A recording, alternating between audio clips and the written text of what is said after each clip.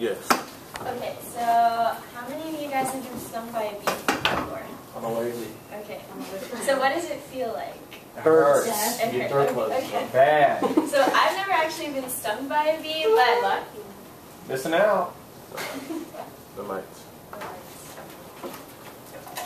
Okay, so I've never actually been stung by a bee, but this summer I worked at the botanical gardens and there's lots of bees around, and I worked in the children's area, and so we had this bee kit, but I never opened it, and so I think it's important to learn how to remove and treat a bee sting. So today I'm going to teach you, I'm going to have a brief overview of the different types of bees, because there's actually a lot of bees besides honey and bumblebees, and then I'm going to explain how to remove and treat a bee sting, which is actually simpler than you think. And then after that, there's actually different types of ways that people are researching to use different bee venom. Different venom. Okay, so there's actually 3 toxic effects to a bee sting. It's neurotoxic, hemorrhagic, and hemolytic. And basically this means when you are stung by a bee, that's what causes the swelling and the restricted blood flow and the neurotic effects. Yeah. So, and there's also 3 main components in the venom, but you don't really need to know those. So there's different types of bees, and the thing to know is that male bees don't actually sting because the stinger is an ovipositor, so it's just the females that sting. And then the 3 main types of bees that we talk about when we're talking about stingers are honeybees, and they communicate with each other and can only sting once because of the barbed stinger inside, so when it leaves, the stinger stays inside along with the venom sac. And then bumblebees, which are more gentle, but they can sting multiple times because they don't have the barbed stinger. And then the Africanized honeybees, which have about the same effect as the normal honeybees, but they attack in greater numbers, so you want to be careful of those ones. Okay, so the different types of bees. This is a leafcutter bee, and as you can see, the head is about as big as the thorax, and there's a lot of hairs under the abdomen. And then the carpenter bee, there's actually 2 different kinds, the large one and the small one. And this one, the larger one looks like a bumblebee, but instead of having a lot of hairs on its back, it's more sparsely haired, along with the smaller one. And the interesting things about those ones, the leafcutter one cuts leaves in a circle formation to build its nests and things, and then the carpenter bee drills the holes, and then the male bees are the ones usually you see outside, going back and forth guarding the different houses. Okay, so then the honeybee has a heart-shaped back and its pollen basket on its hind legs. That's the one you mainly hear about, but it's actually not native to America. It came a while ago from Europe. And then the squash bee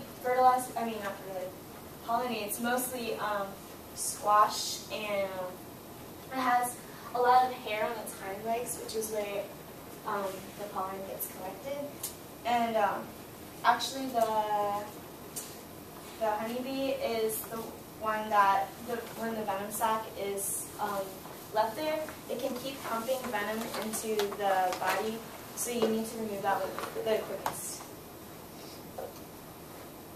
And then digger and mining bees, the digger bees and the mining bees, they're black and dull, and they have hair on their upper legs, so it looks like it's an armpit, but it's just the hair that it uses when it pollinates things, and it lives in the ground. And then the bumblebee, as you can tell, kind of looks like the carpenter bee, but it has all the more hair. And then this is a longhorn bee, and it has really long horns, and it's gray and yellow rather than blackish yellow. And then this is a cuckoo bee, and I actually have one of these. So I found it on the ground the other day, and you can see the stinger and the thick antennae that it says.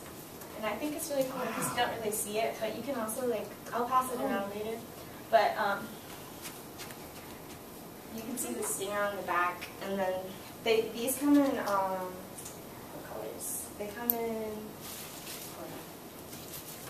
it can be like red, black, and yellow. So it's like really big. And I've like never seen one of these before, so it's kind of cool when I saw it. Thanks Ross for helping me find it. I never want to. So you can pass it around if you want to get it closer. That's a big guy. And then the sweat bees, personally I think are the coolest because they're like blue, green, copper, like different colors. And they have the hair on the hind legs. The polyester bees have, they're like, the mass bees look more like cellophane, and the polyester bees are also grayish. So now I'm going to teach you how to remove the sting. These are obviously only applies to honeybees, but the other bees, I'll teach you later how to treat the stings. But what you do, you need to quickly minimize the venom, and there's different ways you can do that.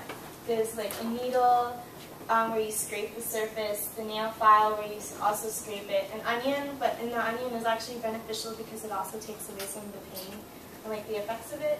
And then basically use like anything you have, like the tape and the wax, you like kind of like stick it to it and then pull forward because you don't want to pull up. And then, and if the stinger's like too deep inside, you want to kind of like push up on your skin so that the stinger will rise up. But basically, you're going to take your handy dandy hokey pee that you always carry around, because usually when you're around bees, you don't really think about like carrying tape with you. So what you do is you, let's just say there's a stinger around your arm. You use the card and you kind of like brush it to the side instead of like pushing it up like with tweezers, because the venom sac can like pump more into it. So you kind of just like use the sweeping motion, and you can also use your fingernail, which you don't even like if you don't have your hokey pee or anything with you. You can just do the same thing with your fingernail. Okay. So the reactions to a sting, the start of the sting will feel hot and it'll itch, and there'll be red bumps surrounded by white skin. And swelling is normal, so most of the time you're not allergic because only 1 in 1,000 people are actually allergic, and swelling is like a common effect anyways. And then the allergic reactions that you need to look out for is like you have a hard time breathing, or you swell closer to like your throat and like area. And if that happens, make sure you call a doctor. Have you ever had to do that before? No, I haven't, but I have an EpiPen. Okay. Yeah, EpiPens also work. And then how to treat ibuprofen and acetaminophen usually work to help take away the pain, but also there's different remedies that you can use, like damp baking soda or cold water that gives you an instant relief along with ice. And then you should drink lots of water to flush off the venom. And there's also other different remedies such as ice and, oh yeah, I just said ice. Honey, which is kind of ironic because you got stung by a bee and then you use honey to soothe it, so whatever. And then also, I brought toothpaste because that's all I really had. So what you can do is apply like a little bit of toothpaste like that to your arm, and it kind of feels like you're scratching it, so it's kind of relieving, so it feels, it's like, it just, yeah, it helps with like, instead of feeling like you need to itch, you just keep the toothpaste on it. And then you rinse it off, and a lot of these things you need to reapply. And then there's also calamine lotion, which is what you use for poison ivy and things like that. So there's actually a lot of research being done with this, because even though we see these things as bad, it's actually another thing that we could be using for a good thing. And there's different acupuncture, acupuncture, and immunotherapy, and they use it mostly for pain relief and like arthritis and tendinitis and scar tissue. But the exposure for this can be pretty dangerous because bee venom is dangerous. So you should contact your physician before you decide to do it. And acupuncture, although it's been used like since the 2nd century BC in like Asian cultures, instead of using herbal bases, they use diluted venom for the biological factors with it, and along with the mechanical like action of bagging yourself. I mean, yeah, it works. And then, so basically, don't panic. Stay away from colonies. Keep your wear a lot of clothing if you know you're going to be around bees. Don't wear scents because they're attracted to them. And then, if you want to keep bees away from where you are, spray with soapy water. And that's just the main recap. And that's the end. Are there any questions? Are all the bees you listed found locally? Most of them are local. I mean, besides that, I don't think there's Africanized honeybees much around. And like the honeybees are usually like ones that are cultivated. Yes. One of the remedies you were talking about, I think I missed it. What?